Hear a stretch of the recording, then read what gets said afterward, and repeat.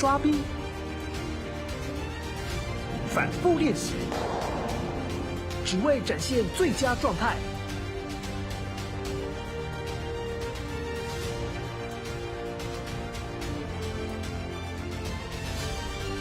看选手们团队合作，展现意志。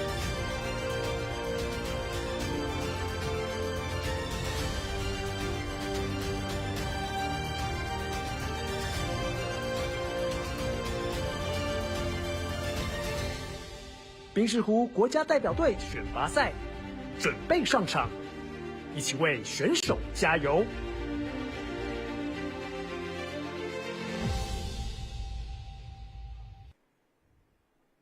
冰上对垒，一直乾坤。所有喜爱冰石湖运动的观众朋友，欢迎您在5月27、28连续2天透过 Hot Sports 动滋 Sports 以及中华民国冰石协会的 Facebook 脸书粉专，收看到中华民国冰石湖协会114年国家代表队的选拔赛。进入到5月下旬整个北台湾真的是充满运动的气息除了有正在如火如荼进行的这个世壮运之外呢，在礼拜2跟礼拜3其实我们的冰石湖代表们也要来争取为国家这个争取荣耀的时刻。而且在上周的红道杯结束完之后呢，让选手以赛代训，相信在这2天他们能够对冰况的掌握度更好，然后来带给我们更精彩的表现。今天很开心邀请到的是来自中华民国冰石湖协会的教练及裁判的庄嘉文女士，和我董静乔以及整个台亚卫星转播团队为大家带来实况的服务。庄老师早安。早安。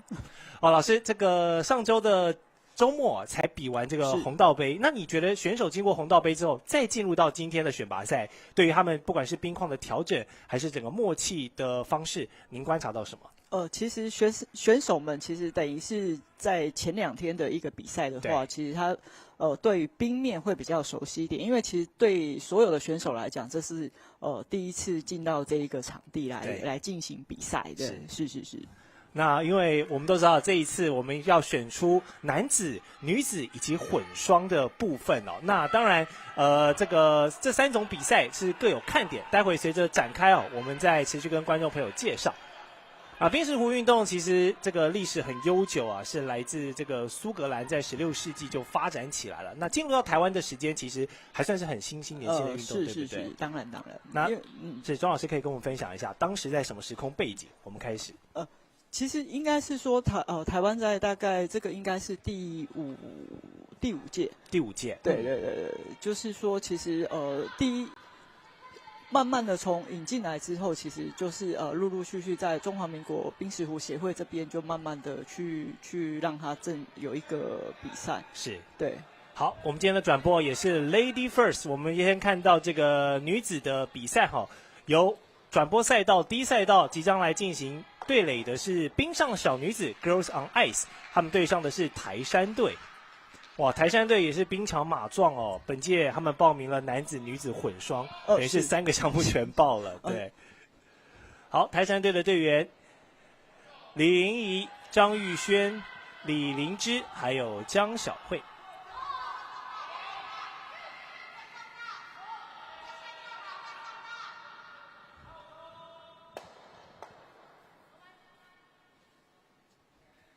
好，在这个组别我们是每一队一共有4位选手，然后他们一共一个人会投2壶，对，所以一队投8壶 ，total 16壶，然后来进行这个1轮的较量，然后一共要比10轮，所以8轮，我们比8轮，然后最后把积分加总起来就可以获胜这样子。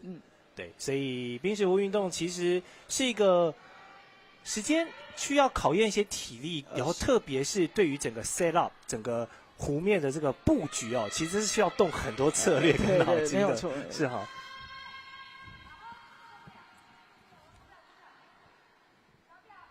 哇，那这一球因为都没有投到这个自由防守区里面对，就只被清除掉了。是。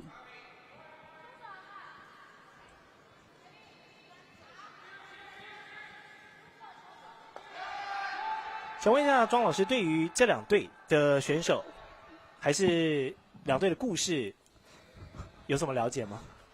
其实2队的选手们其实都已经是国内的前面的选手，都已经也几乎每一年都可以看得到这些伙伴们。对。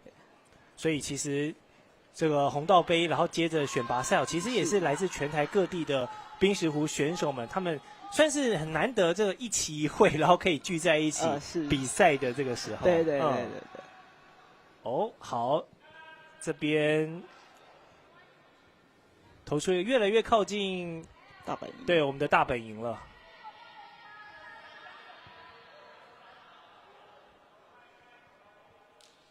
我们大本营有红圈、黄圈和蓝圈哦，这个白圈3个圈来组成。那当然，越靠近中心的红点，这个得分率是越高的。对，就是以越靠近 house 本身的部分的话，它是以它来计分。是，对。好，看一下这一个，好，这一壶不错，有攻击到对方的这个障碍弧，所以现在中洞算是比较开了，等于是把路打开。对，把路打开。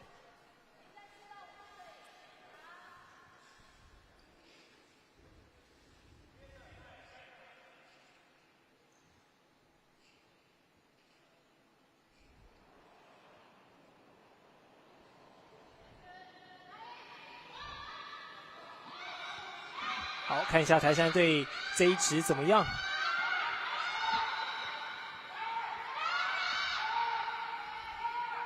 哦，不错哦，慢慢的进去。哇，好，现在出现了比赛第1颗有站上这个大本营红圈的壶了。所以冰上小女子他们还剩下4壶的机会哈，如果没有办法把台山队的这一壶给打掉，那么我们的 first round 就会由台山队先取得这个领先。如果后面战局没有变的话，但是以目前来讲，其实这个时候还不敢太早的定胜负。好，我们来看一下这一次冰上小女子的红壶不错，哇哦，这一次2个球都直接打出去了，完成一个 peel 哦。就是把对方的得分球给清出之外啊，自己的这个攻击弧也一起带出去。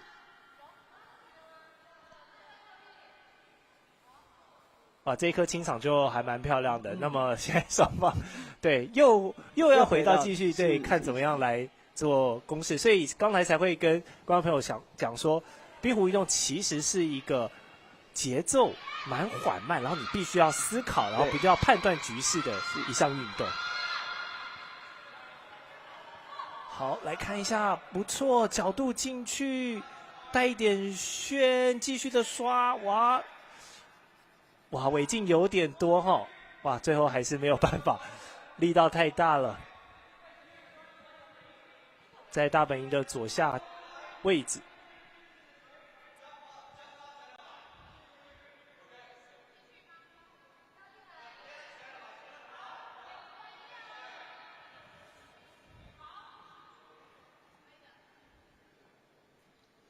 好，来看一下冰上小女子的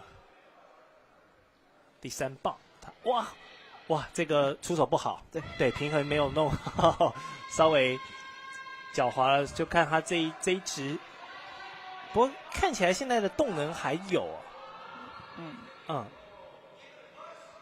哦，不错，持续再进来，漂亮，好，虽然刚才在引导壶出手的时候重心没有抓好，稍微有点坐到这个冰面上了，但是这一次送出去的手感不错，所以现在冰上小女子又有一个 draw 在红圈的一壶。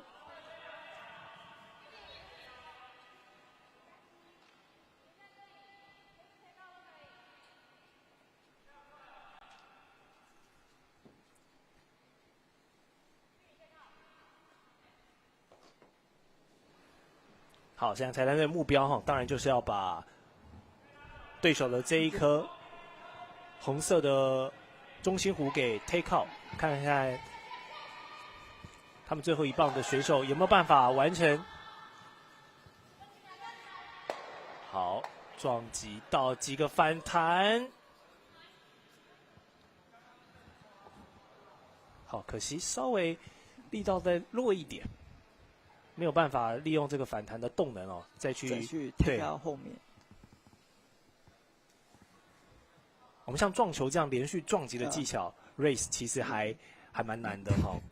比起直接去用第一颗弧去撞击你的目标，要在困难度对，需要做一些角度的计算，手感的这个力道的一个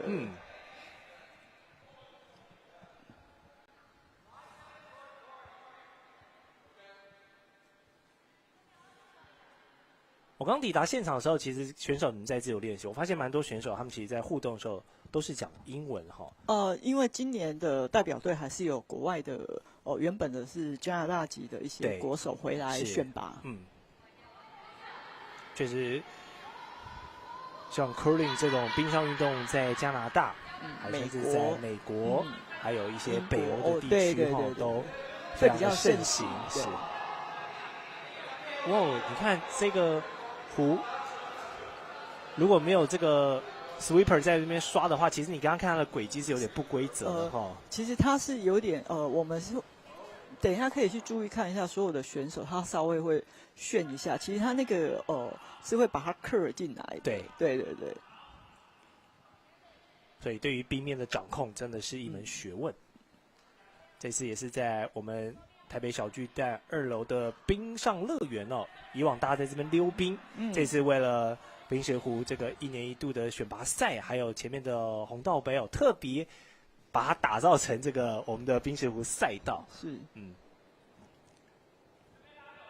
好，台山队关键的一直哦。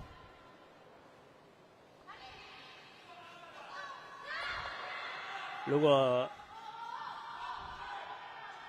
这一颗没有办法把冰上小女子的那一球给清除掉的话，其实不用清除，他只要越接近 corner 中心的话，谁越接近就可以得分。对。可惜这一球还是力道差了一点。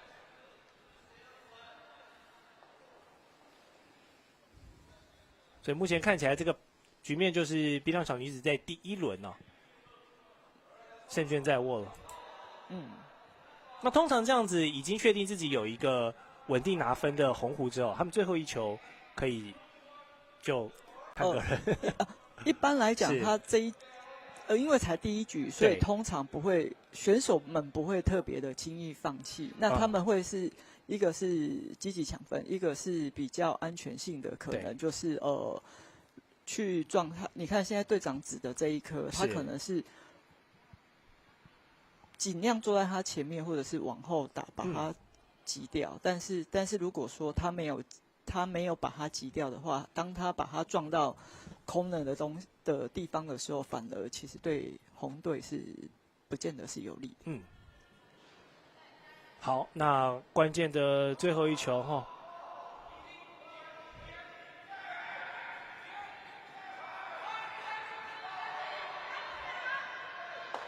刚才如果观众朋友有注意到，在这个赛道后方有一个计分板，两队的这个得分上面会有一把铁锤，我们叫 hammer， 就是握有 hammer 的队就是把握这个后手的机会，在冰壶运动通常是稍占优势的，对。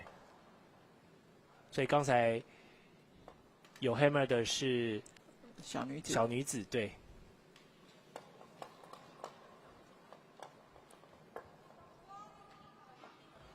然后这一局得分的话，他的下一局就是他就是要先攻，对，就会互换这样子，对。所以我们知道在加拿大或者是一些美国，他们那种比较高端的场次，甚至有一些人他们会故意不得分采取一个叫做 black end 的战术，就是为了保留那个 hammer 的权利，然后在关键的一局一次给人家灌一个大分。这样的操作。好，现在第1回合首开纪录的是冰上小女子 Girl on Ice。我们紧接着来看双方 second round。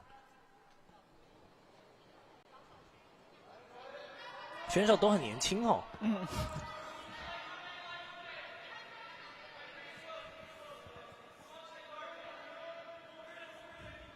很多可能也都是在国外生活跟读书。目前这两队的女子队都是台湾在地的，在外，在台湾的那个本土选手，对对对对对对。在台山队这一次派出的这个混双哦，哎呦，这个重心整个跑掉了。通常是什么样的情况会发生？这样是在送壶的时候平衡没有做好。可能有的时候可能会太急，有时候刚好可能他滑了一下，他整个就会偏了。是。观众朋友可以注意到，刚才小女子那一球送出去之后，反而是有台山队这边的队员在他进入到红圈的时候，在帮忙他刷。那个呢，就是为了降低那个壶的等于是摩擦力，然后不要让他停在红圈，让他顺顺的走出去。对，所以有时候除了你自己的同队员会帮你这个做清除冰面的动作之外，其实敌队有时候也会去做这样的部署。因为在 house 本身的踢线之前是属于进攻方，对，在踢线之后是属于防守方。你看，因为他这样子的话，其实他只要在篮圈里面，他还是有他的得分，他可以计算他的得分。所以在攻守就是在防守方的部分，他当然希望你不要留，所以在踢奈之后的话，是属于防守方的刷权。好，这次送出就稳了。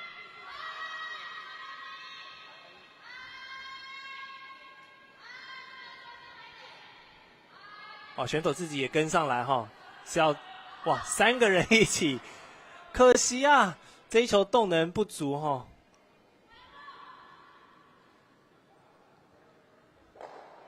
没有办法进到线里面，所以就直接被 remove 掉了。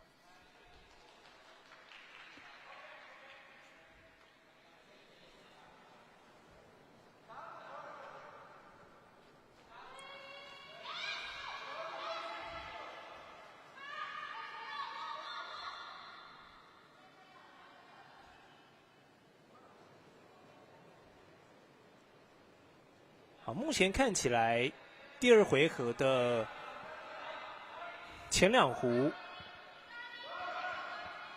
台山队这边是占据优势的哦。他们现在在大本营已经有2壶在手了，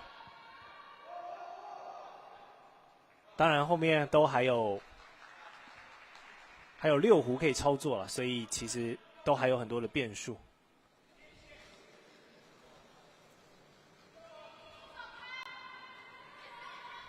那刚刚其实庄老师有提到，冰石壶运动其实进入到台湾的时间啊，算是很新兴的。那我们在国际赛事的最佳成绩是在2021年的亚太冰石壶锦标赛啊，当时我们夺得了铜牌，然后是男子队来这个夺牌哦，然后也是自2001年参赛以来呢，在亚太锦标赛的最佳成绩哦。在2016年的时候，我们曾经拿过第4名，所以其实。虽然还是在台湾，因为台湾是一个冰雪比较少的运动，我们的冰雪运动确实是相对来说比较冷门，但是在选手持续投入之下，我们在国际赛的成绩其实还是有在逐步成长的。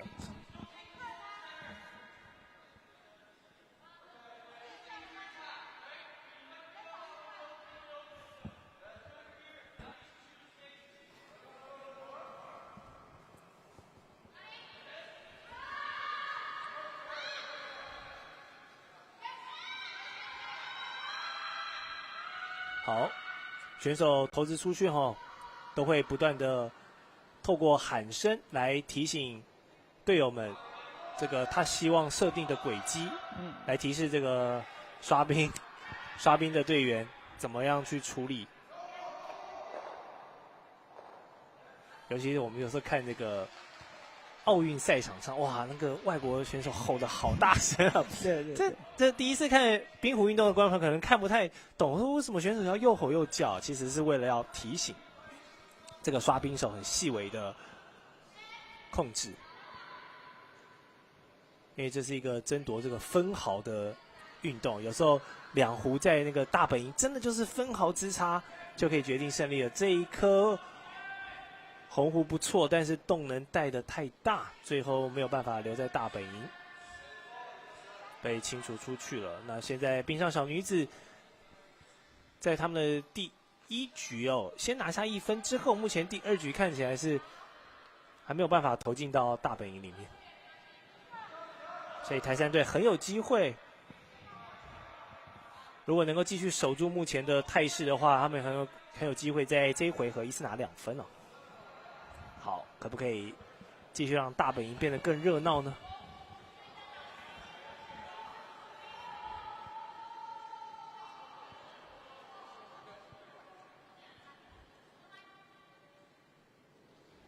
哇，相当理想啊！哇，2壶不错，靠在一起。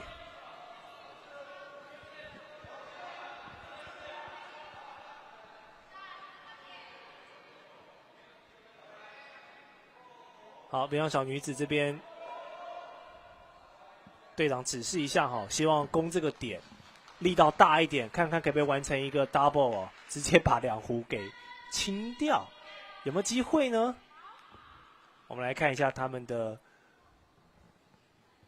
这一局，这个力道要稍微送出去了。好，速度看起来明显哦，比前面要做这个 setting 的壶。哇，没有攻击到左边，但是后面有机会。好的，先把后面那个在蓝圈的黄壶给清除掉，这样目标就只剩下在前方的这2壶了。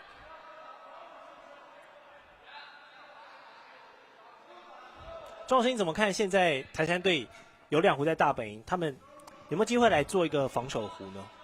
还是继续在各多点占据位置？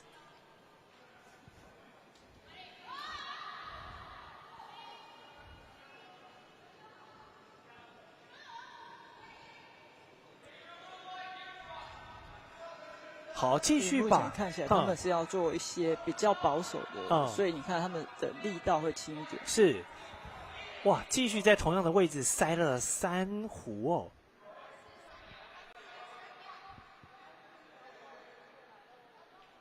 希望这3壶团结力量大哈，让这个对手要做清除的时候也不是那么容易，因为有这个互相碰撞之间的阻力之后啊，就比较不容易被送到外围的情况。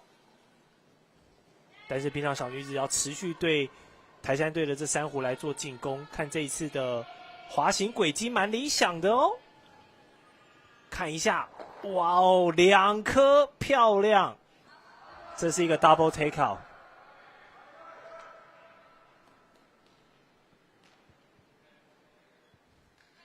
看一下这一球送进来，先打到前点，然后经过了折射之后，再把左方的那一颗也清除掉。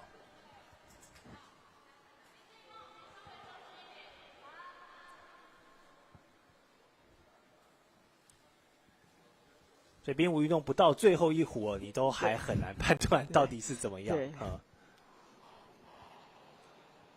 不过因为这一局台山队有 hammer 的权利，他们是后手，所以可以再做最后1击的操作。好，这一球看起来还是进入到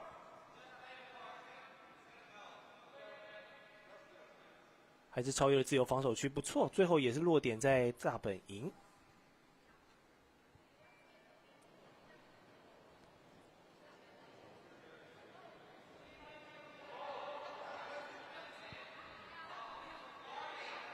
好，因为这2颗黄壶哈，这个一左一右的门神球，你要同时清除到2个，有点像我们打保龄球啊。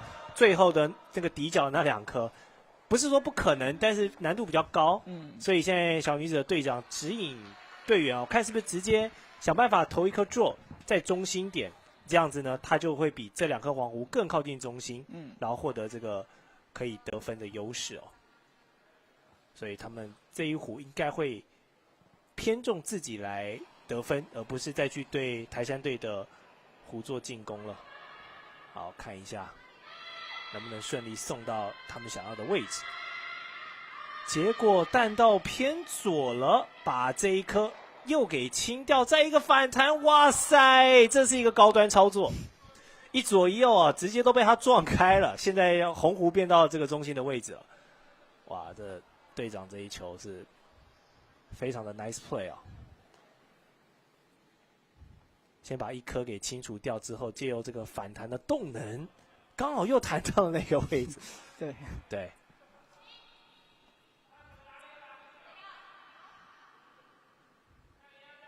好，台山队刚才队长给的指引非常明显哦，就是要把冰上小女子的这一球给 take out 掉。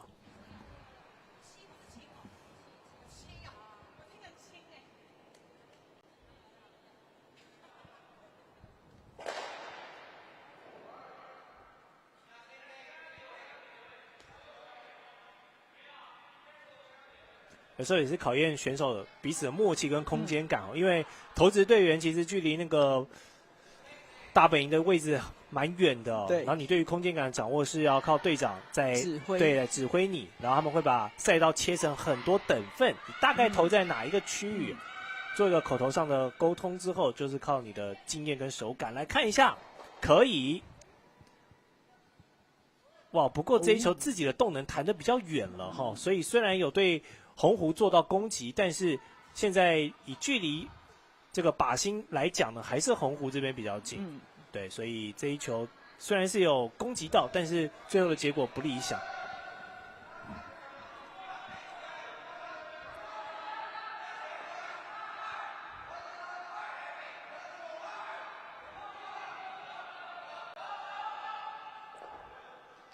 好，冰上小女子最后一棒哦，刚才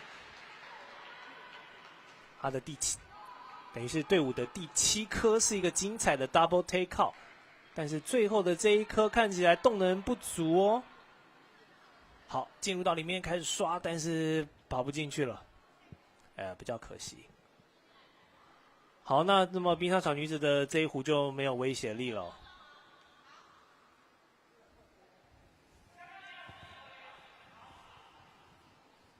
现在在大本营里面的是他们手上的这一个，那台山队有几个选择，看是要用力道直接把小女子的这一颗得分壶给清除掉，然后自己的球留在得分区，当然这是最理想的状态啊。但如果力道控制不佳的话，可能就2颗一起出去，那么这一回合就是双方就会是一个空局，都没有得分的情况也是有可能的。我们来看一下，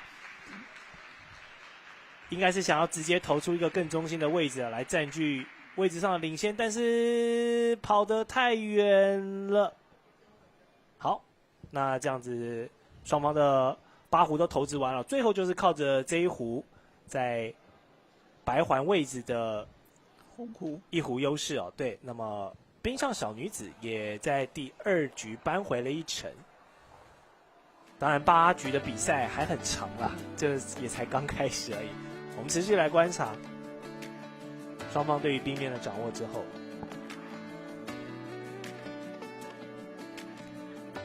想跟庄老师请教，我们过往选手们在参加选拔赛，我们举办了几个场地，大概除了我们台北小巨蛋之外，还有曾经在哪里？去年是在内湖极光冰场，然后在之前曾经在土城运动中心的冰宫，是这几个场地是目前台湾的赛事的一个比赛的点。那明年台中的部分也应该是会完成哦。对，所以有机会进军到台中。目前来讲，就是他们的整个建筑的部分应该完成，但是它里面还内装还在持续啊。所以这几年其实选手要来比赛也都是，如果是中南部的话，就要跑到北部，比较辛苦一点。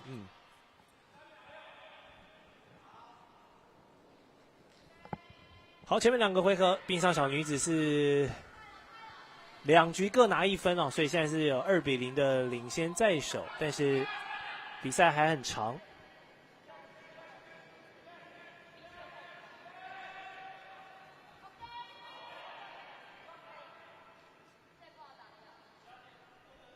今年的公开女子组其实也就只有这2队在较量哦。对，是。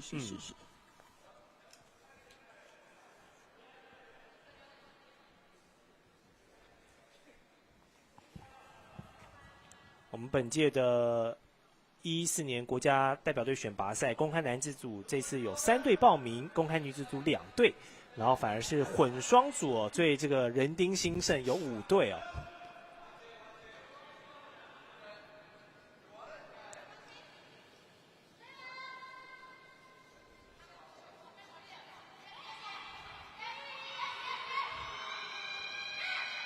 好，看一下，继续靠着清除冰面的摩擦力，让台山队的这一壶继续往里面送，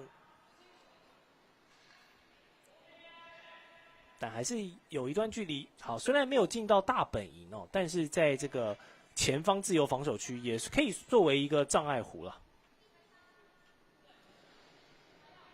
所以有人会把这项运动又称为像是冰上象棋哦、冰上西洋棋等等，因为你除了要有体力把这个重达20公斤的壶给稳稳的送出去之外哦，就是你在场上的这种布局其实也是非常多变的，所以有时候不一定只是得分，你还要很多的 set up， 很多的障碍啊，对，很多的甚至制作一些陷阱等等哦。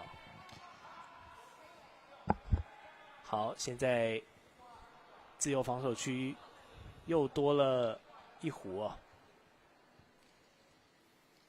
而且都是在行进轨道的偏中间偏右一点。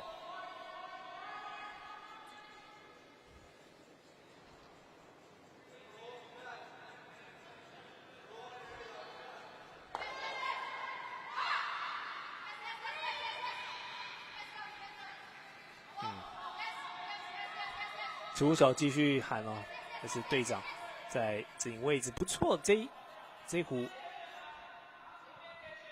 好，越投越靠近了。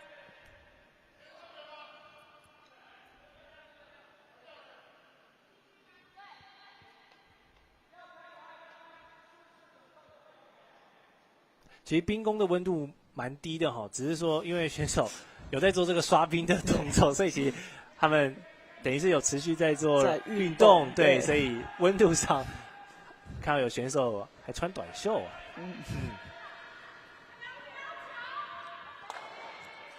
腰间上的码表哈是在记录这个冰况的。好，这一球，哇哦，送进去。好，这边刷，看可不可以把它送出去。哦，结果在最后的底线前刹车住了，巧妙的停住。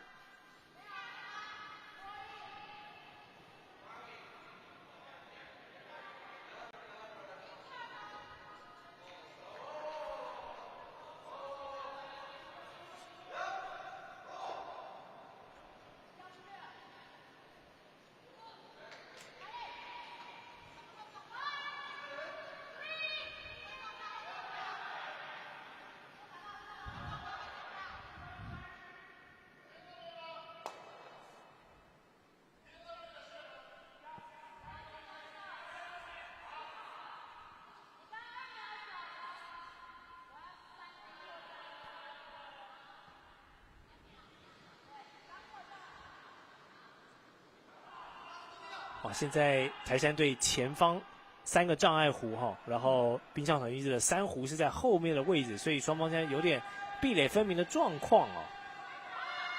把这个大本营以中间圆心分为上半部跟下半部。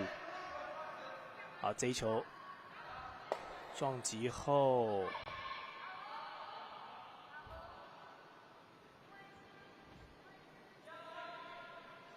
把台山队的一个障碍弧给清除掉。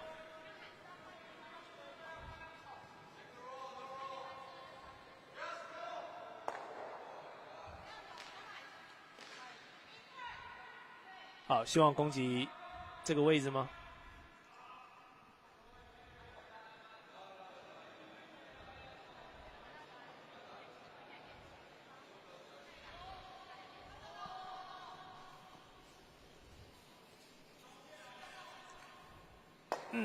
跟设定的稍微偏左一点。对。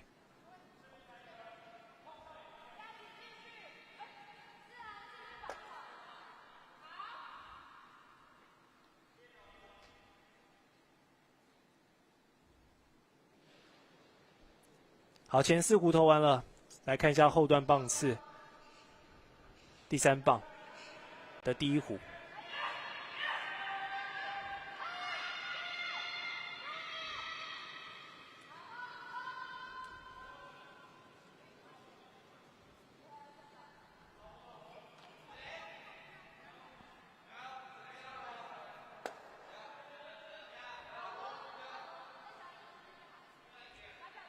再小力一点，有听到选手在跟队友喊话，因为刚才那一球是等于把自己的1弧给清出去，然后留在相同的位置哦，所以结果上来讲就没有什么变化。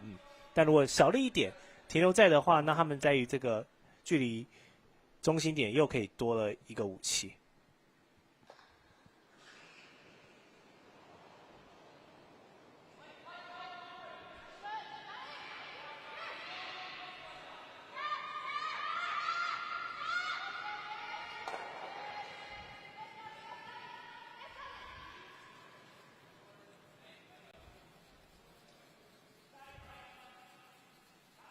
哇，刷得很用力，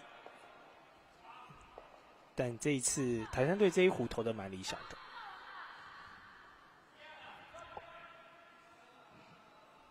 现在2队，小女子在白圈跟蓝圈各1颗，台山队是在蓝圈1颗，现在都还没有人投到红圈，所以后面还剩下6弧，看一下。慢慢的飘，就是飘在蓝圈的位置。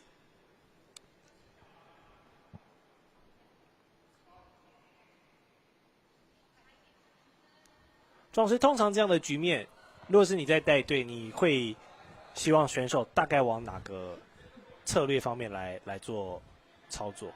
其实应该如果是以我自己在看的时候，如果是我的话，我可能会从2颗红球中间送到里面。但是因为这个部分要看当下的冰面，它的一个状态，有可能旋不进去，或者是说现在看起来他们现在是要打这一边去送，可能要推自己的1颗黄弧进来，或者是直接往这个方向送。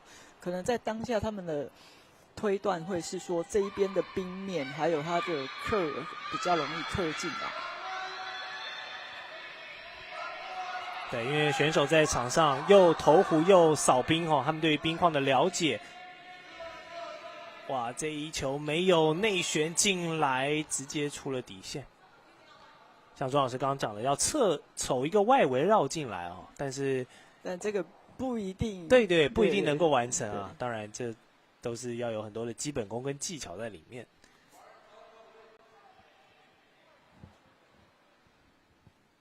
一般观众朋友一想到冰壶运动，就会觉得哇，门槛很高因为场地啊、器具啊等等。那如果对于初学者他们想体验，大概有哪一些途径？其实目前来讲的话，其实如果观众朋友有想要参与的话，其实是可以上中华民国冰石壶协会的官网。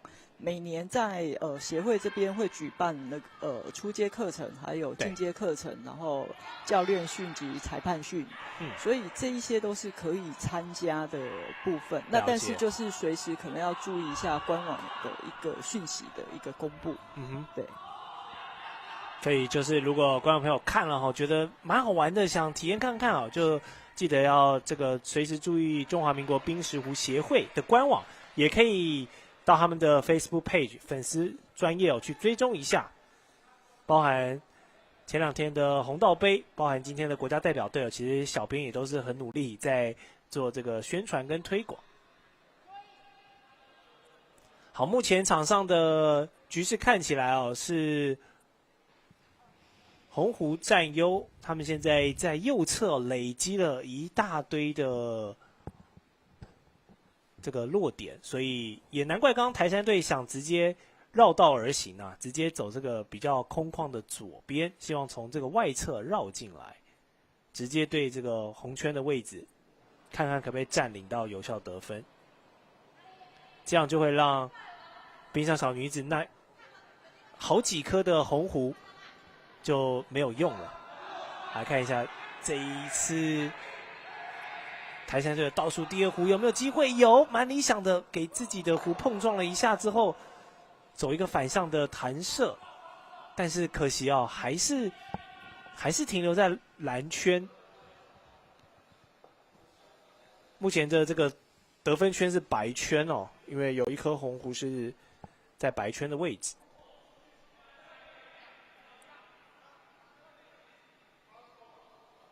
而且 Hammer 的是握在台山队的手上，所以他们有最后一掷的机会。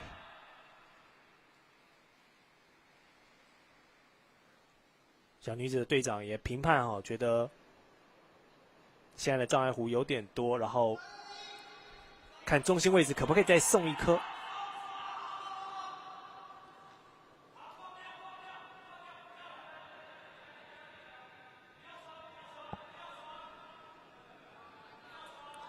好，看一下哇，选手除了要保持平衡之外，他们在送壶的时候，手腕还会带一点旋，去控制这个石壶在冰面上的移动。这边想做一个 race， 但是后点的球打了太大力了，但是是一个好的 idea 了。不好送进去哈，就用这种撞球的模式，把自己的其他壶看可不可以，等于是撞击入袋，但是撞太远了。好，那就考验台山队喽，台山队的基本功喽。如果这一球能够送到这个红色圈的位置，他们就可以在最后一颗把这一局的获胜给抢走。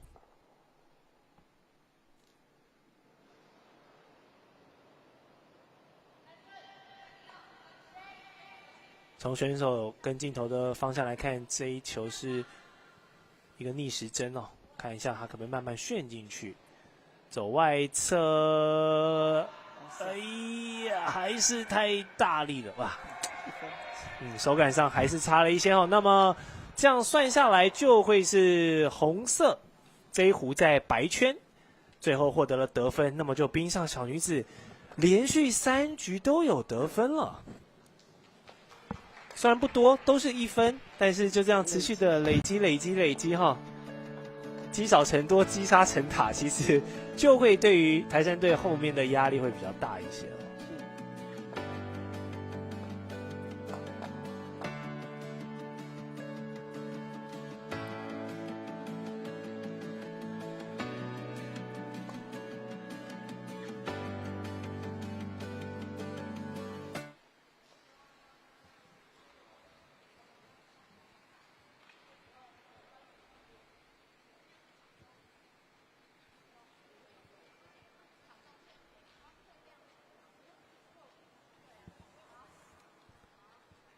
那选手平常也都是有课业哈，今天比赛选在礼拜2跟礼拜3，应该也是要跟学校或公司告假一下来比，所以他也都很珍惜这样的机会哈。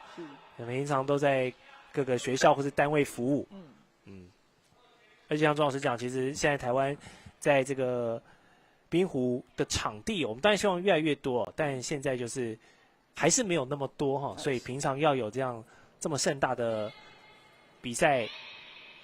人次跟场地也是不太容易，所以大家也是除了较量之外，也是一个很好的交流啊。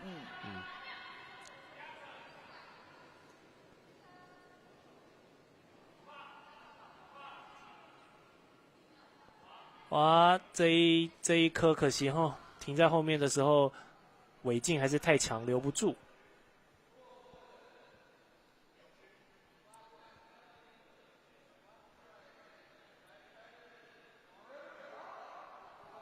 好，因为台山队刚才也是输掉了上一局，所以他们现在持续握有 Hammer 的机会。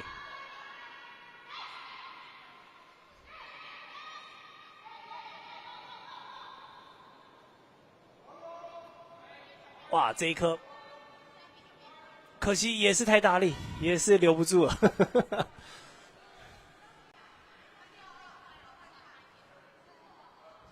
哦，你看选手在算哦，刚才这个壶送出来的时间点，跟最后的结果，他们可以去做一些细微的调整。所以其实这项运动还蛮多需要计算的部分，送壶的角度、冰面的状况、力道调整，速度，对。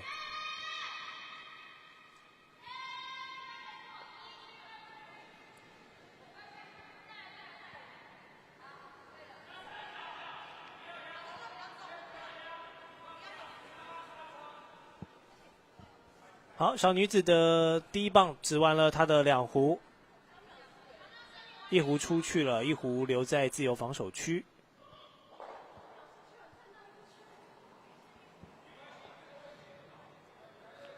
好，再来是台山队队长的第2壶。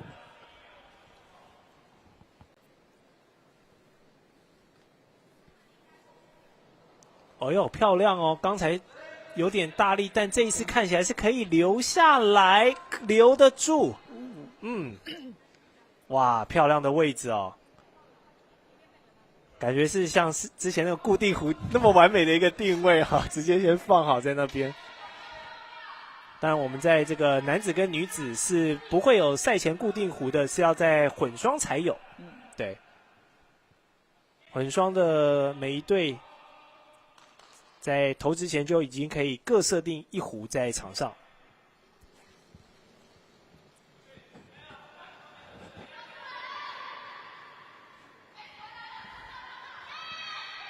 哇，这球也是直直的送过去。对，他想攻击，但是在进入到后面哦，随着冰的轨迹稍微有点左旋，但是也不错，哇哦，应该是停留在白区，但是也是蛮有威胁的1壶哈。这样之后很好 set up 的，但是如果要把它 take out， 也是有一定的风险啊，把自己的那个红中球给一起带出去，对对对，所以就你要去判断你拥有哪些技巧哦，可以让他带的角度不要去破坏掉自己现在的领先的红心壶。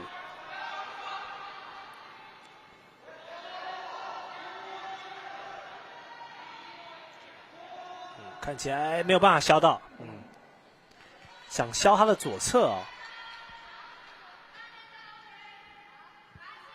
打一个薄薄的位置，然后让他可以用大角度的方向往右侧弹，就不会影响到自己的那一壶。但是想法很丰满，现实就比较骨感。这下一壶继续加油。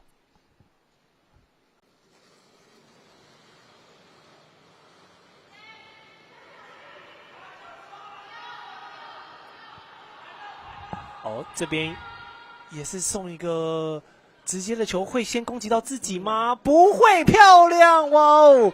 这一球就跟自己的那一壶差了分毫米哦，安全闪过，然后进攻到台山队，停留在这个红心的得分球啊，这个非常精彩的 nice play 哦。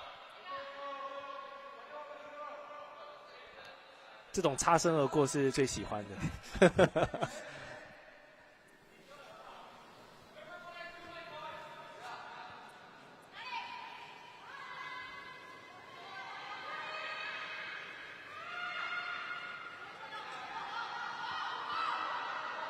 好，队长判断冰况喊停。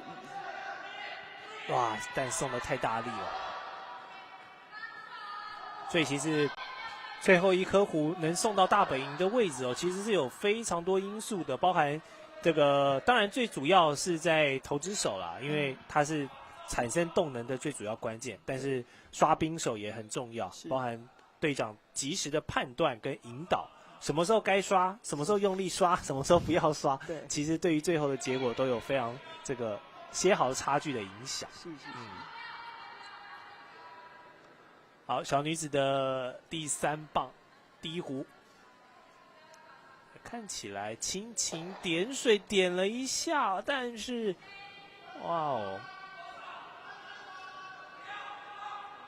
这样就比较尴尬了哦，把原先自己更靠近红心的位置又送得更远了。但目前场上全部都是红狐啊，对。台山队的球不是被 take out， 就是没有办法送进去，所以他们现在积极的寻求一颗能够威胁到冰上小女子的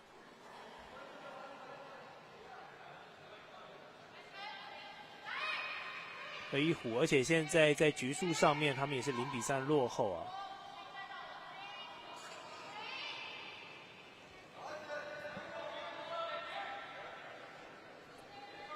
好，继续把它刷到后面，对，没有办法，又是很可惜啊，没有办法留住。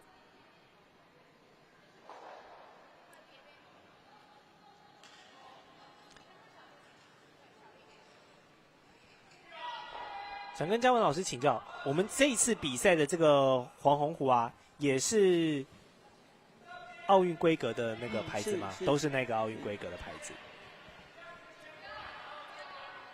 也跟观众朋友科普一下，我们所有这个冬季奥运使用的冰石壶呢，都是产自苏格兰的 Ailsa Creek 这个艾尔萨岩哦，因为该地的这个花岗岩呢，为冰石壶比赛提供了这个绝佳的食材哦。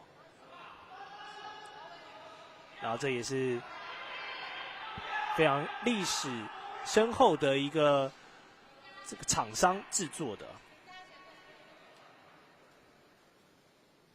那100年历史啊，他们就只做冰石壶这一件事情啊，这是匠人精神。YouTube 上面有这个冰石壶的纪录片，如果大家有兴趣的话，可以去看啊。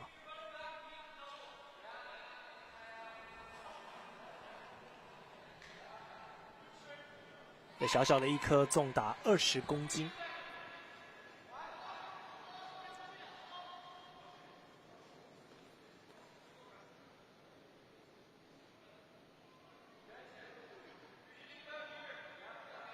那它通常可以使用多久？基本上它只要你好好的使用，基本上它都可以用，都可以用很久。对对对，但除非是你太大力的一次碰撞，对，所以为什么所有的选手大概会看一下后面，尤其是撞到其他器或是其他的，会稍微一定要再挡一下，对，这也是一个冰壶礼仪啊。礼仪，对对对，因为这个耗材不便宜啊，能保护就尽量保护。我看那个纪录片说，一颗好像$600吧，高朋友，你算一下，这厂商要几颗？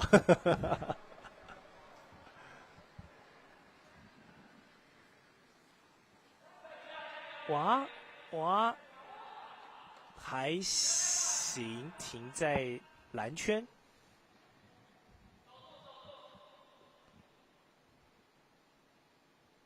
但是因为现在白圈跟红圈都还是门户大开的状态哦，所以即便冰上小女子拥有这么多在大本营的壶，只要台山队最后有一颗比你们都近的话，那这些壶就也都没有用了。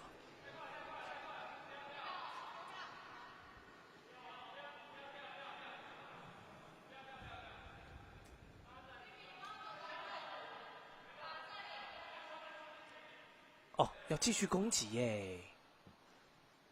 所以倒数第二颗，他们还是决定要先做攻击，然后最后的 hammer 球再看可不可以一直定乾坤。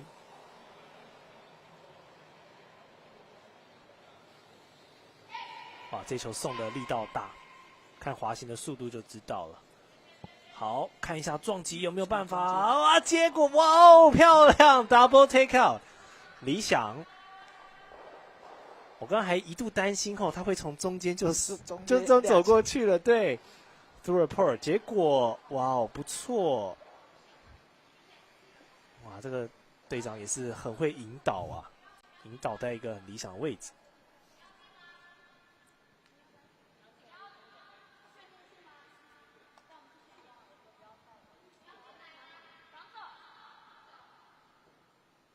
哦，他要防守哎。他选择防守是因为他现在还有一颗在右侧，在大本营。对。不过冰上小女子的团队也是蛮那个哈，你看他他会跟选手询问说他 prefer 的方式是什么，你想要攻还是想要守？然后双方沟通完之后，好，那他想要守，那我们就来做一个防守弧这样子。结果不理想，有办法进去吗？有，但是位置跟前面这一颗没有差太多哈，没有守在中线。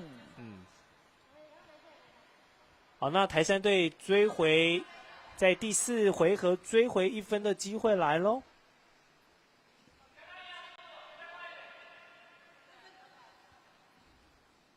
好，摆好位置了，就考验基本功能不能投到了。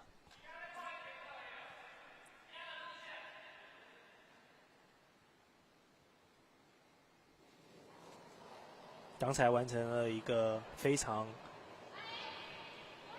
power play 的一个 double take out 之后，这一球就不能用力了，要轻巧，且落点精准。哎呦，看起来有机会呢。啊，出去了，好可惜啊！最后没有刹住车哈。那这样子，小女子又可以再拿下1分。哇，那这样子我们的局数8局走完了4局了，冰上小女子哦，靠着这个击杀成塔的得分模式哦，一分一分这样慢慢拿，现在也取得一个4-0的状况。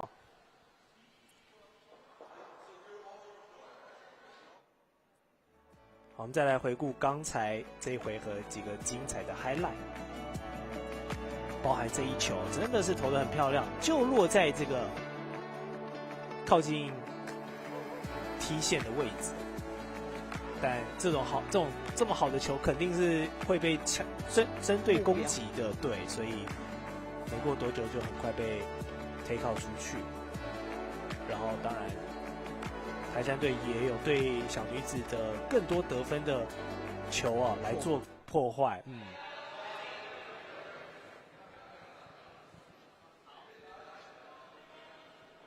好，我们先休息一下，进行场地整理。待会回来看冰上小女子 Girl on Ice 跟台山队的较量。我们从第5回合，待会回来看一下台山队有没有反攻的机会。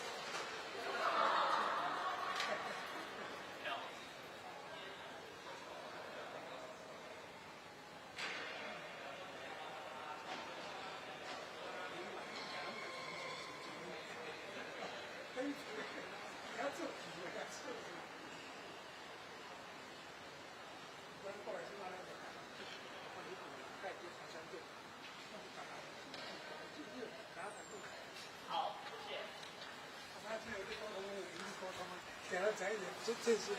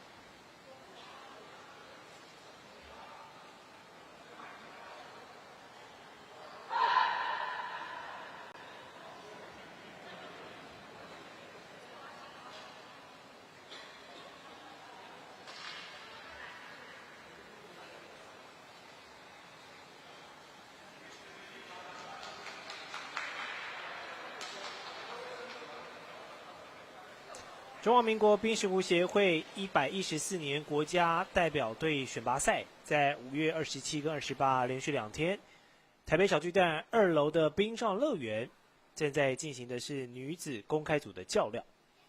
今年报名的就是冰上小女子 Girl on Ice 对上台山队。比赛比8局，双方刚才进行了上半部前4局的较量，冰上小女子靠着这个局局有得分，现在取得一个4-0的领先状态。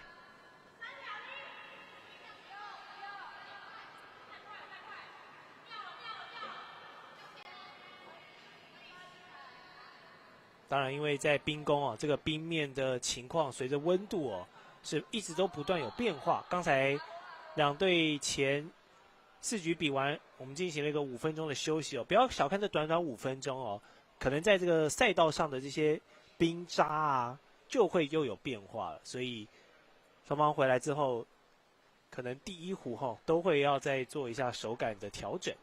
不过冰上小女子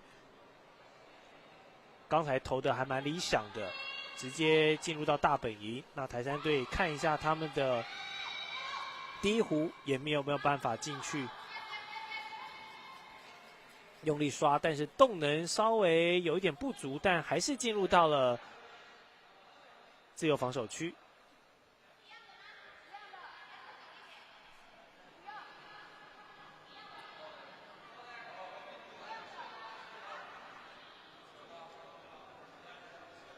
好，刚才第1棒蛮理想的哦，所以现在引导看可不可以用刚才的手感跟力度再送1颗，只是位置尽量再往中心带一点，这样冰上小女子的第1棒就可以制造2颗有得分潜力的落点。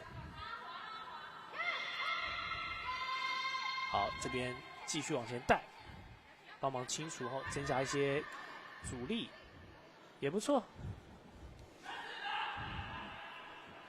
在蓝圈，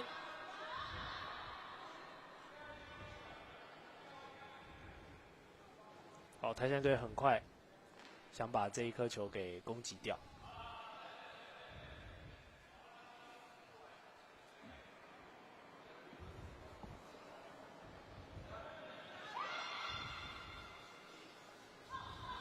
这位选手8壶的投掷哦，可以产生的这个战术组合千变万化哦。结果出去了。我还在想说，刚才那个角度，他是想要直接投中心区吗？结果太大力了。当然，如果那一球能停留在中心区哦，也是一个很理想的状态。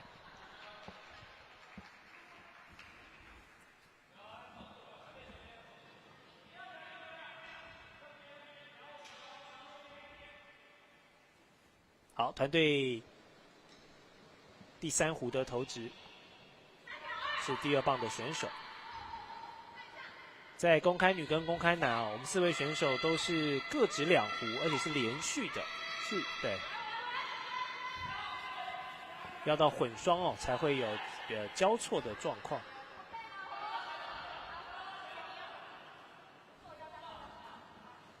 这样设计也合理啦，不然我投完第1壶，如果再换我的队友，我那个手感，下次轮到我的时候又跑掉，对，所以维持一个选手连掷2壶。哇，现在红色的壶呈现了一个3点哦。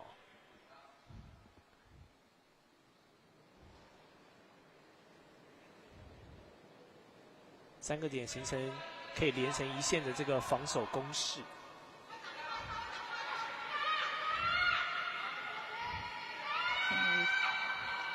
他应该是撞到中间。哇哦，漂亮的 hit and stay。黄壶把红壶的中间那一颗打掉之后取代了他的位置，就定点在那边。有点像我们打撞球的定杆对，在冰壶的术语叫做 hit and stay， 打定。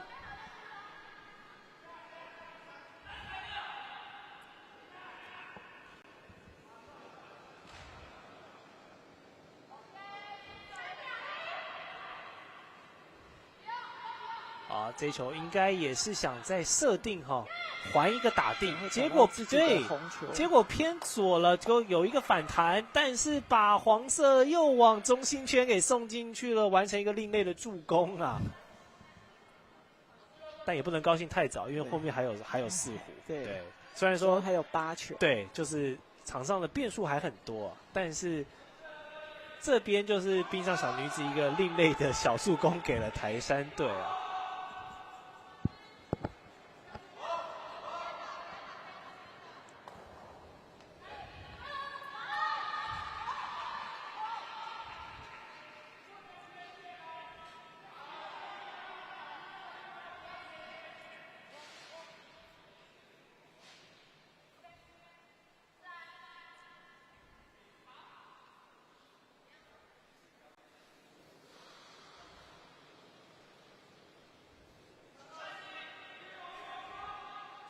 好，现在眼里容不下一粒沙，觉得这一颗在中心点的黄弧看着实在是太碍眼，必须要先清除掉，先把这个心腹大患给拔掉。所以队长指引队员进攻的方向，应该是没有问题，因为门户是大开的方式，只要撞击到就可以轻松完成 take out， 不错哦，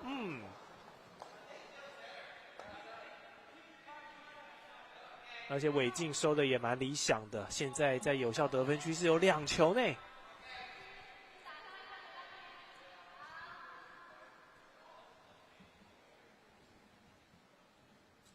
好，第5回合的较量就有来有回了。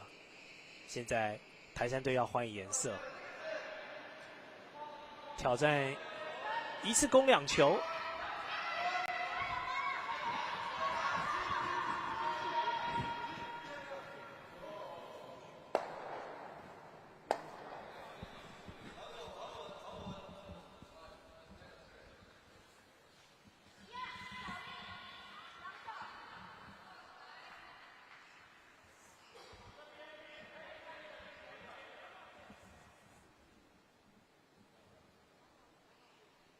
好，这一球刚才经过了撞击哦，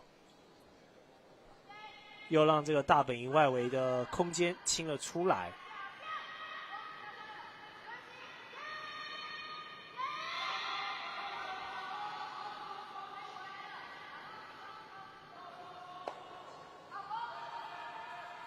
哦，不错，这颗可以保护。现在在中心白色环的这个前面有一个这边喊出暂停这是一个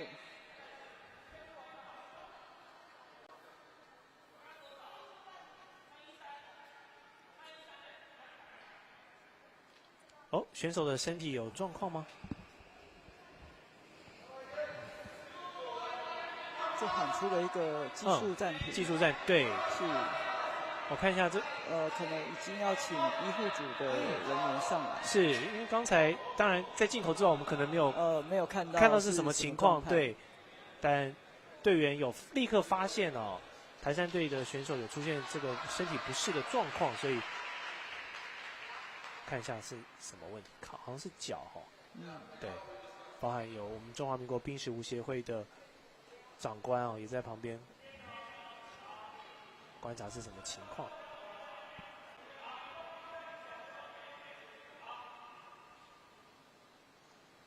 好，我们等待一下防护员对选手做一下简单的治疗。看起来是膝盖他的右膝。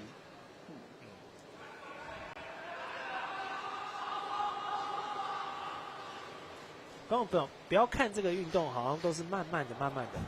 我们想跟一下庄教练请教，通常冰石运动比较常见的几种运动伤害，可能会在什么情况出现？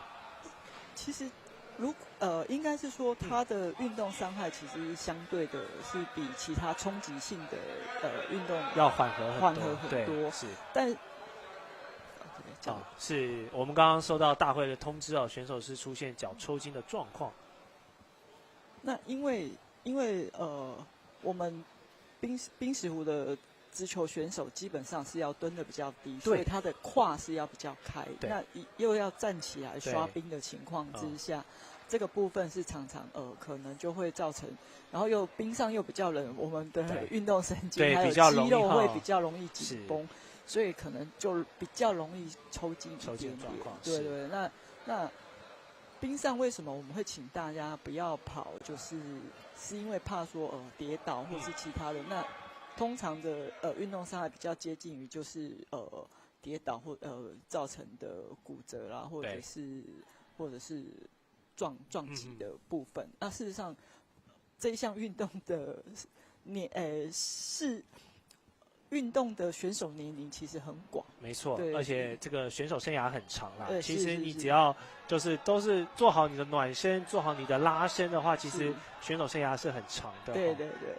所以其实，在欧美这个冰石湖运动算是可以从小玩到大，很多高龄长者其实也都可以持续从事这样子。甚至于我们冰上的这个活动，其实冰石湖还有参加那个轮椅的冰石湖。轮椅冰石湖是，只是说他们可能坐在轮椅上面，他们的推杆是比较长的。对。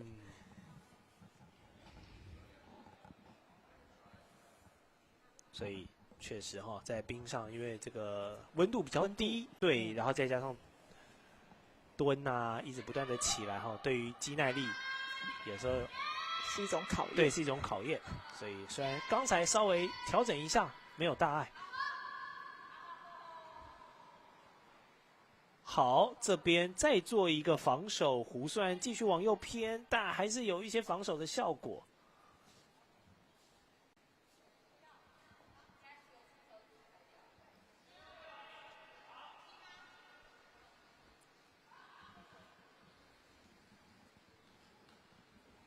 好，指引位置希望走中心，或者是带一点左旋。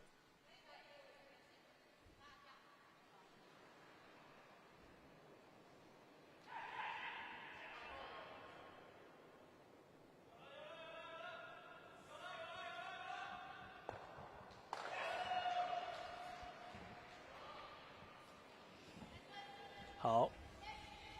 看一下这个弧在顺时针的旋转，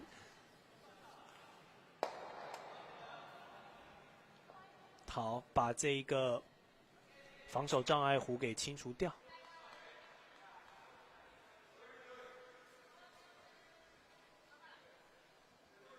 好，我们左上的这个弧的这个表稍微有一些小误导。我们现在冰上小女子投掷完之后，台山队还有一弧。因为他们是后攻，对，他们是后攻 hammer 的状况，所以还有机会好，这一球滚到自由防守区，等于是把左边的线路给封锁住了。但右边现在因为刚才先提前破坏掉，所以现在台山队有最后的 hammer 球。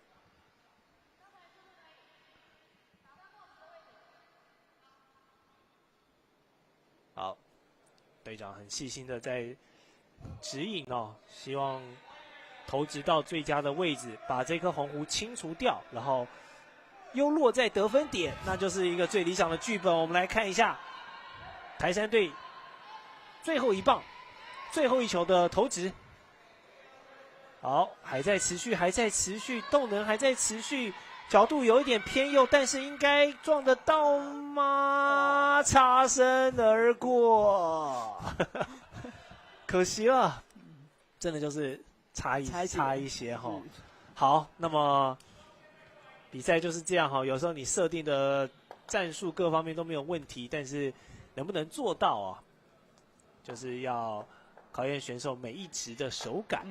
所以在第5回合结束后，继续由冰上小女子，他们继续的这个连续的1分攻势局局都有开张。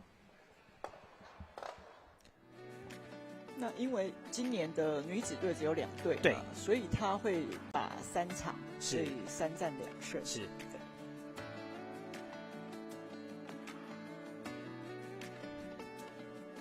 在今天的冰上乐园我们其实有好几条赛道同时在进行只是在转播器具的话，我们是专注在低赛道的赛事，对。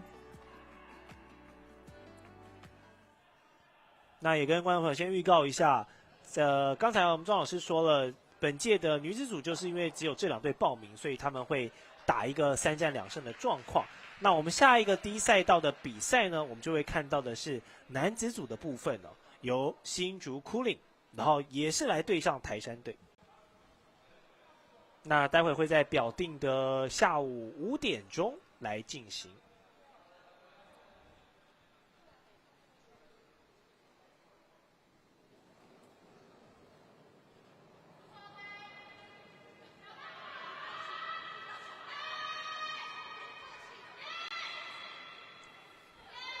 好，又是一个新的回合，第6回合。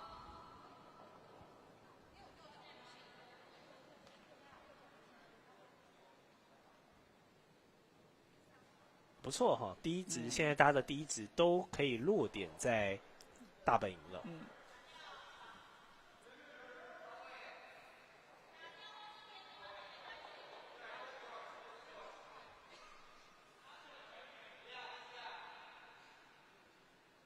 其实我国的冰石湖选手在今年的2月哦，也是有出赛到哈尔滨亚洲冬季运动会哦。当时是我们的混双，也是这个台山队的班底，刘柏凯选手跟周怡轩选手搭档哦。在这2天，观众朋友也可以看到他们的表现。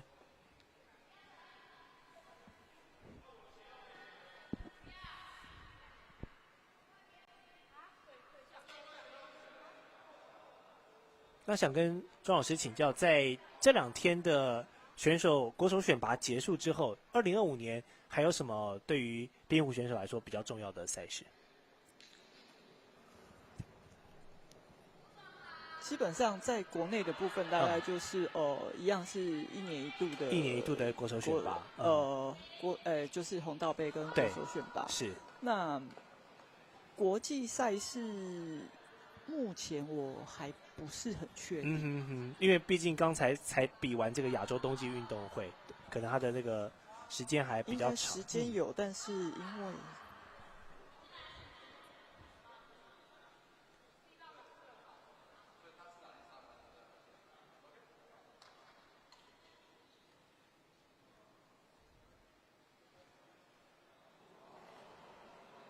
好，看一下台山队的队长。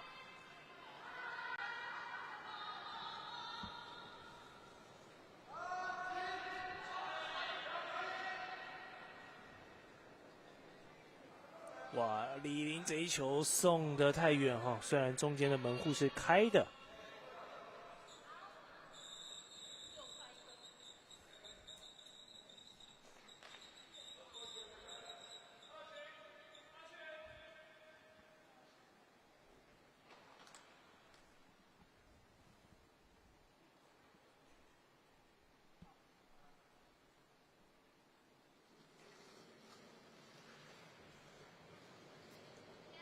在送出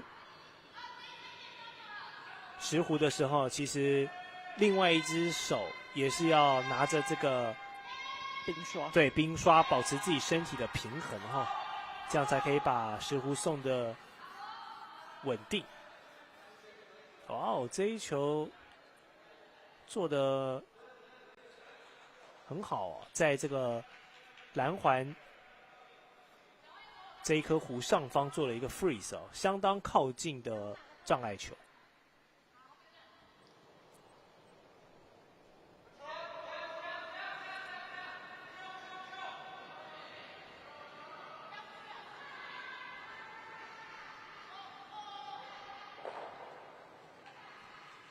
台山队这个逆时针的一壶，还在往前推送。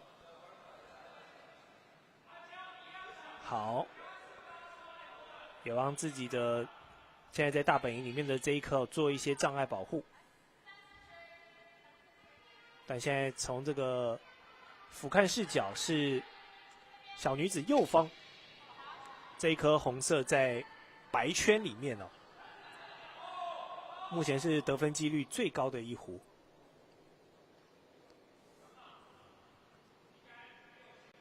当然要对他做攻击，可能要从 corner 来走，就是难度会比较大一点。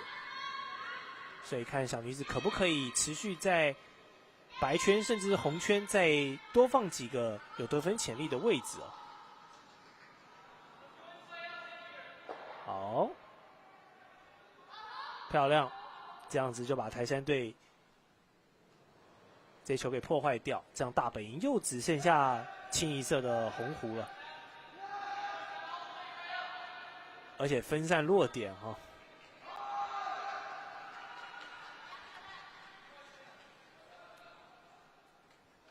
李依林引导队员先对中间这一颗做攻击，然后如果带旋力度够的话，也可以把旁边那一颗右方的也看可不可以顺势的一起 take out 出去。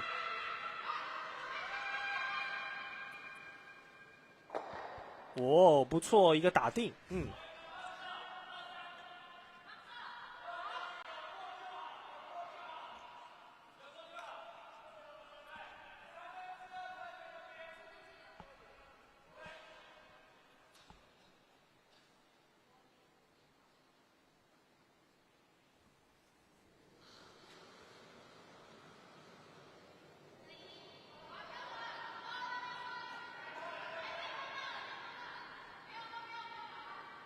哦，这球只是不刷，他要顺利的送到防守区。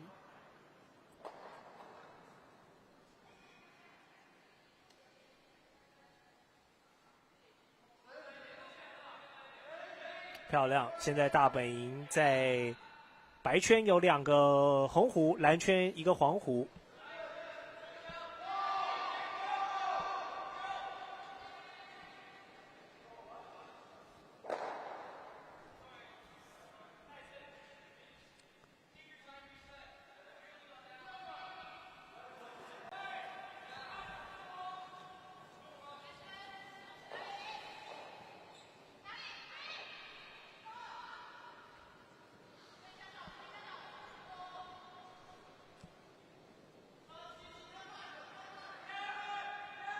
哇，想要塞中间，但一样力道大。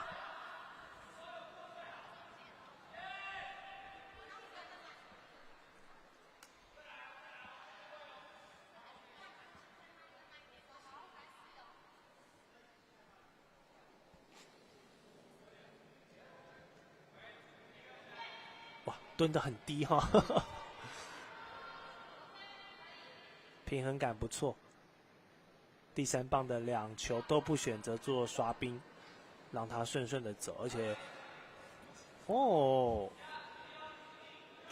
对，轻轻的 kiss 一下，哇，现在在白圈哦，有3颗喽，好，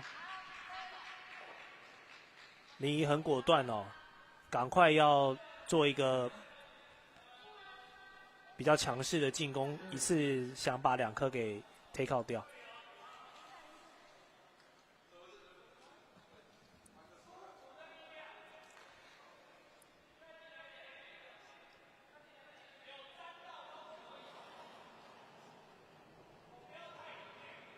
哇，看这球手腕哦推出去，带一个顺时针的转，力道有，力道有，位置也不错，看一下。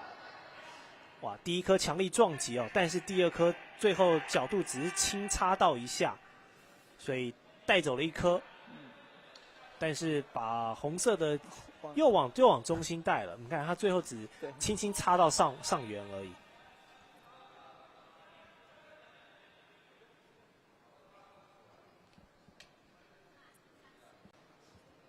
好，小女子要做一个防守弧了。队长站的位置哈，他希望在中线做一个防守弧，避免待会的台山队可以继续对大本营的中心做进攻。现在前面设一点障碍，浪费掉他们的弧数。当然这是理想的状况，考验能不能送到哈。持弧手自己也跟进，观察路线，哇，有不错呢，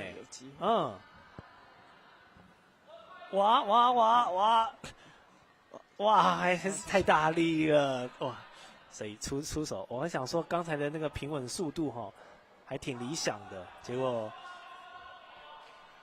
所以这个赛道上真的是很滑呢，真的是很滑。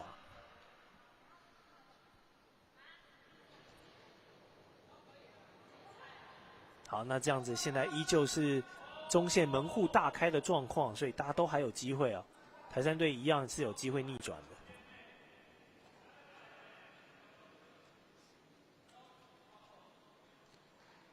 因为他们目前打到第6回合都还是持续的落后的状况，所以依旧是握有 Hammer 后手的机会。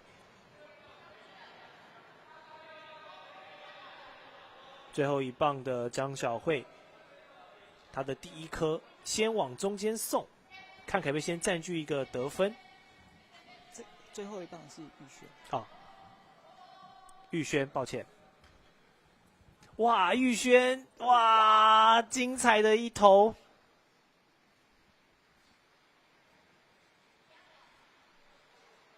哇，这个几乎是我们射飞镖的那个 ball ice 这个中心点的中心点。那小女子就不用多说了，赶快是不是要把这个破坏掉？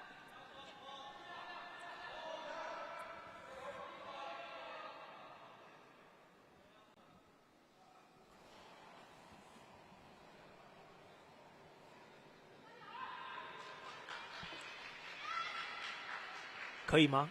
看起来有点带右呢，感觉偏右过去了。好，继续刷，看可不可以转回来，让他转回来。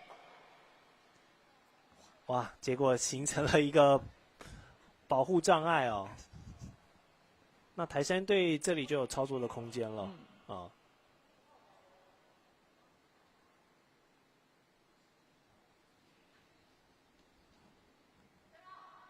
目前的局势哦 ，time out， 又喊了一个暂停，我们看一下，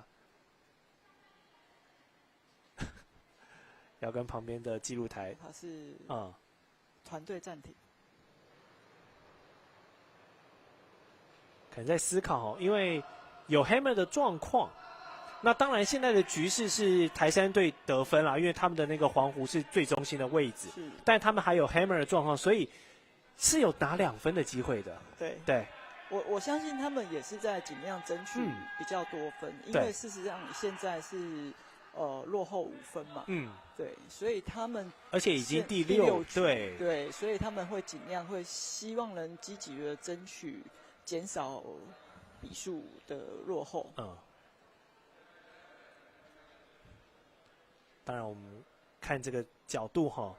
因为右边有3颗红色的弧手在右线，左边也有自己的，看是不是要打一个 kiss？ 你看他们在想说是不是打一个 race， 然后让中间这一颗滑进去，对，到他的得分圈。当然这种碰撞球难度会高一些，但是这一颗可能会比较技术性会偏大，是因为他必须要打到红圈里面，因为在红圈的部分还有一颗红球在那里，是没错。如果他没有超越的话，就那颗就不算，就只有1分而已了。没错没错。当然，我觉得对于台南队他们此刻落后的分数跟局势来讲，这个冒险应该是要来尝试，对，要积极来尝试。好，看一下林怡哦，他对于自己队员的掌控程度，看是怎么做，是直接用draw 的方式送进去，还是打一个弹撞球？考验最后一棒玉轩，他的手感哇，他投出去自己要做一个撞击哈。我们来看一下，他可能是要切斜线，然后把它 kiss 进去。不错呢 ，Rice 慢慢的滑，有机会，有机会，哇哦！可惜还是红色的近一点，但是我觉得是一个 good try 啊，他们对。整个策略，然后设定的执行度大概也有个70%了。好，总算在比赛的后半段台山队开始有反击的攻势了。刚才他们保留自己 Hammer 的这个机会想要在最后多收下1分，可惜最后的想法是到位的，但球在反射的过程中不尽人意。但无论如何，这一局是由他们取得分数。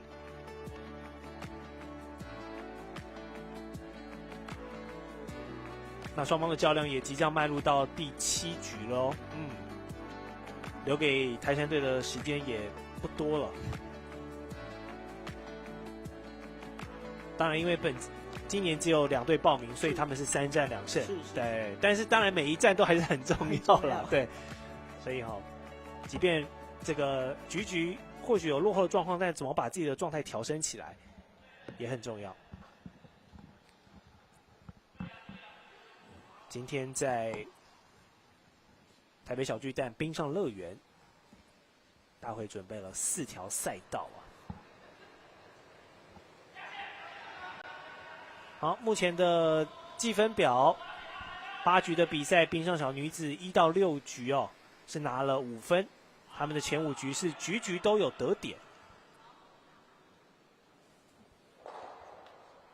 好，那么因为刚才台山队获胜了，所以总算换他们先手了。第7局，他们是 Non-Hammer 先手，那后攻的 Hammer 队就是冰上小女子。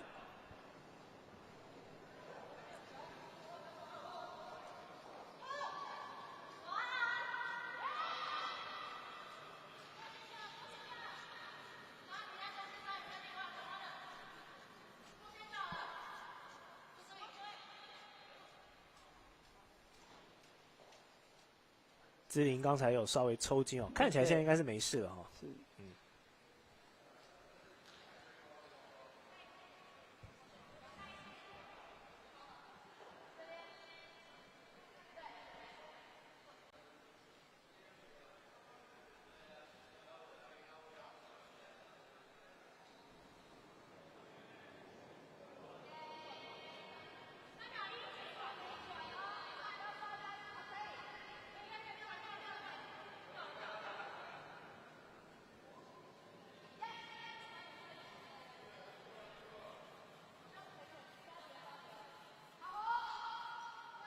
不错，看起来李明杰对于队员第一棒的这个落点是挺满意的。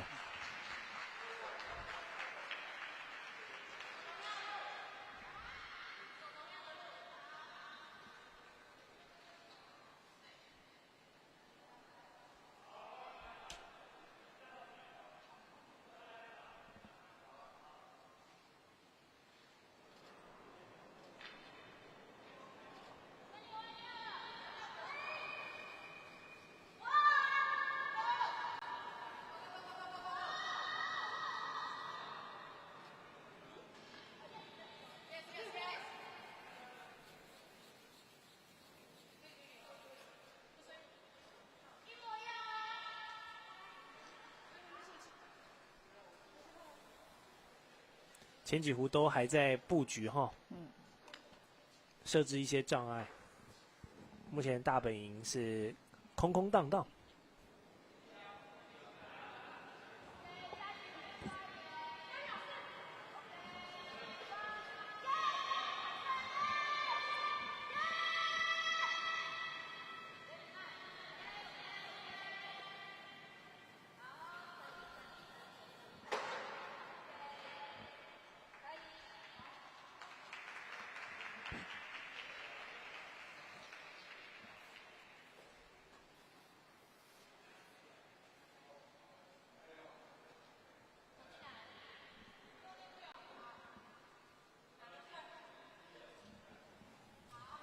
好，两队投完了第一个人次啊，现在4壶都布局在这个自由防守区，看起来是一个偏防守的局势哦。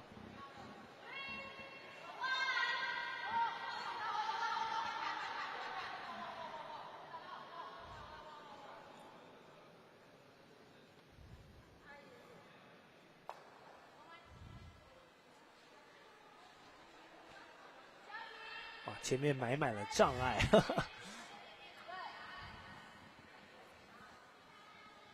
教练遇到这种情况，通常可以来怎么设定？如果要想办法投到大本营的话，一般来讲，它其实还有一个是两黄中间的一个这个通道，对对对，就是队长会在那边看的时候，他可能认为这个通道还有机会，他可以积极抢分。那另外一个方式是稍微去撞自己的弧，再把它撞进去。 OK， 用撞击。对，如果你是 kiss 到黄色，你有可能会把它往内推，所以它一个是kiss 自己的，那另外一个就是把自己的弧往中心的方向送。那所以基本上前面几弧大家会去在house 前面做几个防守球，因为一开始送进去的时候，你会成为对手的目标，所以你有很可能就会被 take out。那所以会在house 前面做一些防守，让他也很难的攻进去 house 里面。目前我们看到两队各3弧，现在 house 前方的自由防守区6弧哦。所以比较可能的设定哦，就是像我们庄老师刚刚讲的，可能用这个撞击的 kiss 技巧，透过撞击的方式把防守弧转换成得分弧。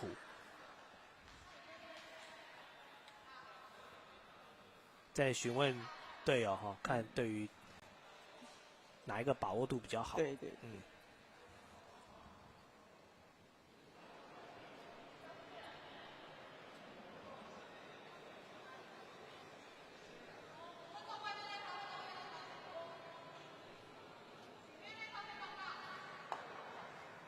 好。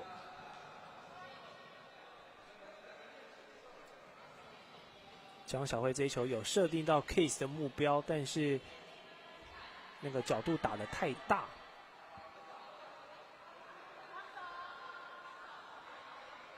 那现在中间通道就稍微比较空了一点了哈，所以小女子应该会尝试直接做一球直通中心的特快车。好，我们看一下这一球可不可以成为直达车哈？但也有可能他们会做防守。看一下这球的尾劲哦，现在好，经过了通道直达，有机会吗？停住，可以。好，目前大本营的第一球潜在得分球出现了哈。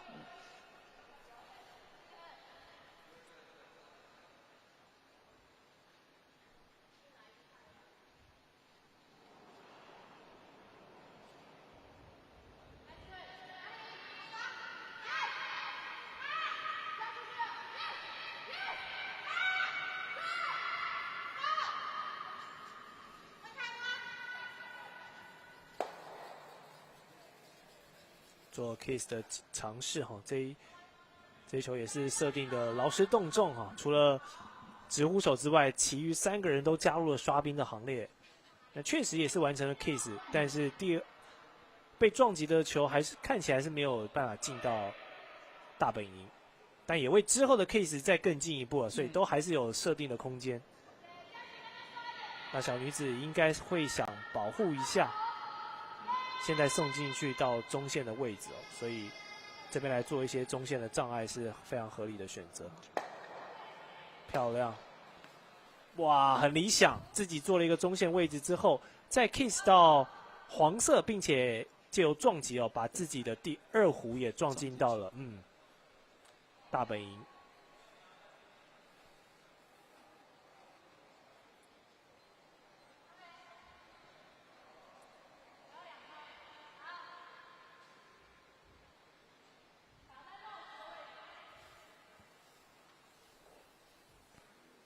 他想要，应该这一球会比较强力破坏球哇！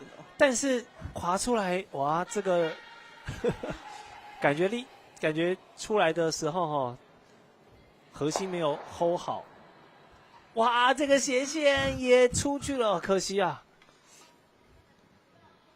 确实，我们刚刚从这个队长的肢体动作，他应该是想设计一个强力球，然后从前方看可不可以破坏一整条线的破坏。对。但是芝琳刚才出发的时候，脚步没站稳，不知道是不是刚才这个抽筋对他造成的影响，还有持续。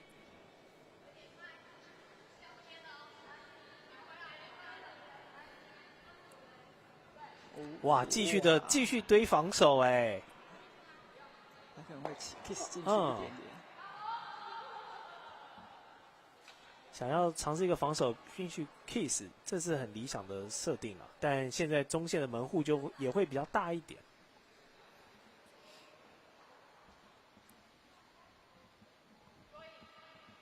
不过因为那两湖的隐秘性很高哦，你看它藏在中间偏右一些，而且右方的对防守区非常的密集，所以这球真的是要技巧带炫。好，宇轩，这球速看起来挺慢的，透过刷冰看可不可以把动能往前带一点，要把它看能不能刷进去。不行。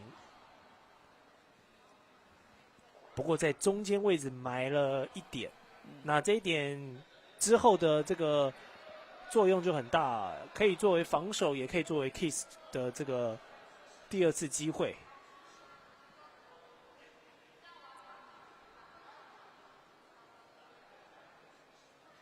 但小女子很有自信哦，他们要把这一球给破坏掉。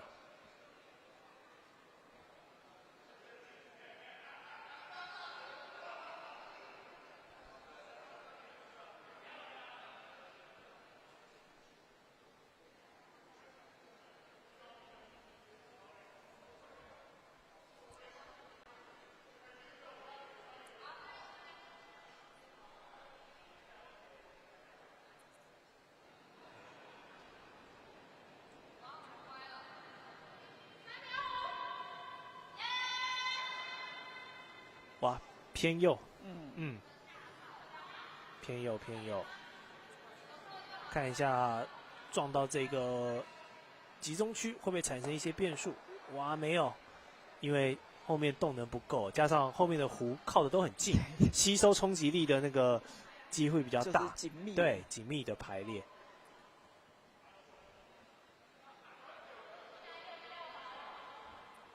哇，队长讲这个就压力有点大，要把握好。选手一定也是希望可以把握好哈。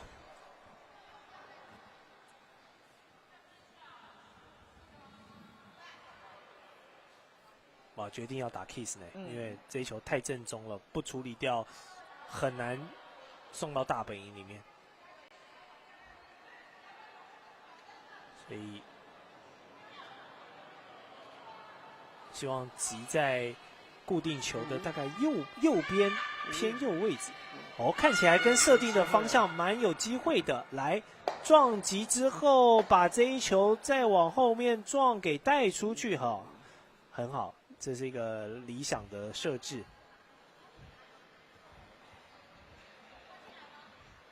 但目前现在减少失分了。对，减少失分。但小女子还握有 Hammer 啊，所以他们还是有再加1分的机会。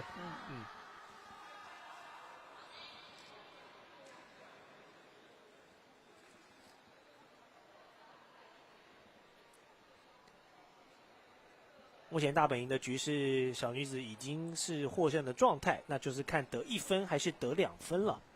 当然，也有一个最不想看到的机会啊，就是自己的这一球打得太强烈了，把那个后方的也一起带出去。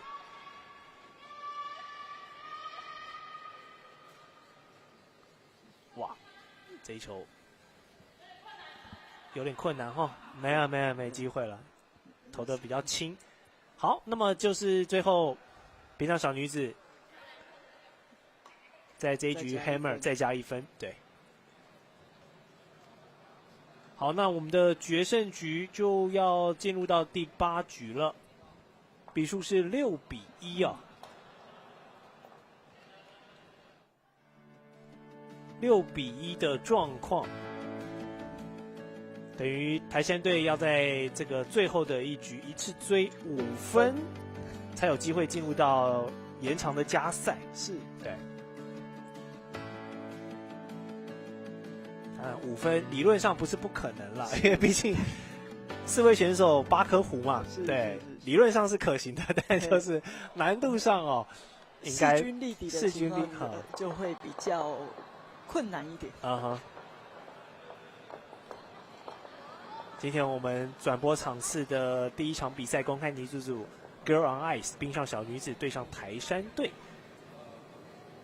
双方现在要进入到决胜第8局，比数是6-1，冰上小女子暂时还握有蛮多的领先优势的，他们的领先筹码还算蛮稳固的。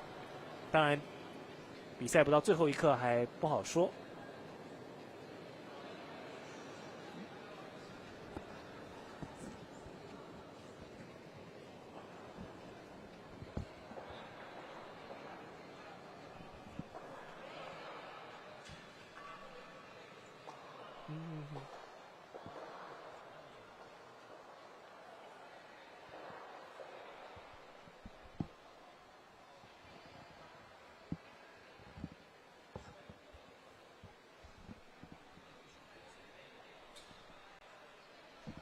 好，那跟观众朋友报告一下，因为赛制的关系哈，那个分差，应该这一场的话，其实有可能是原则上是落后5分，那有可能是台山会觉觉得可能这一场他选择提前结束，保留一些战力，这样子，保留点体力到他的下一个部分再做了解哈。好，观众朋友就用这个打棒球这被口斗的这个概念来理解就好了。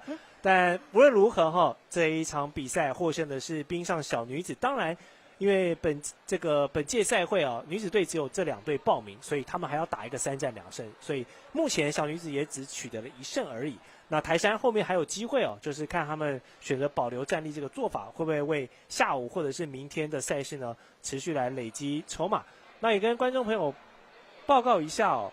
那我们在这场比赛结束之后呢，选手会先进行一些休息。当然，在冰宫的场地也是持续在进行，但我们的转播场次表定会在下午的5点钟回来。那在下午5点钟呢，会为您带来男子组新竹枯岭对上台山队男子的较量。那我们先休息一下，也请您呢在这段时间哦，可以持续锁定在频道。然后，如果对于冰石湖运动呢有兴趣的话呢，也可以让这个更多的亲朋好友一起来透过这2天的赛事欣赏，更加了解这项运动。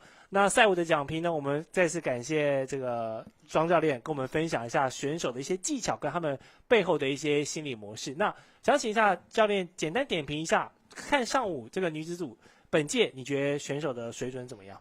水准普遍其实都有提高，因为这些选手他们陆续其实都有去日本自己的自主训练，或者是去韩国。对。那因为台湾的冰场其实还没有那么的普遍，那国际赛事的冰场可能也没有那么的多，所以基本上选手的素质其实慢慢的就已经都有提升起来。对对对，所以你看，其实大概就是打得很10平8稳的。对对对，那就是慢慢的就。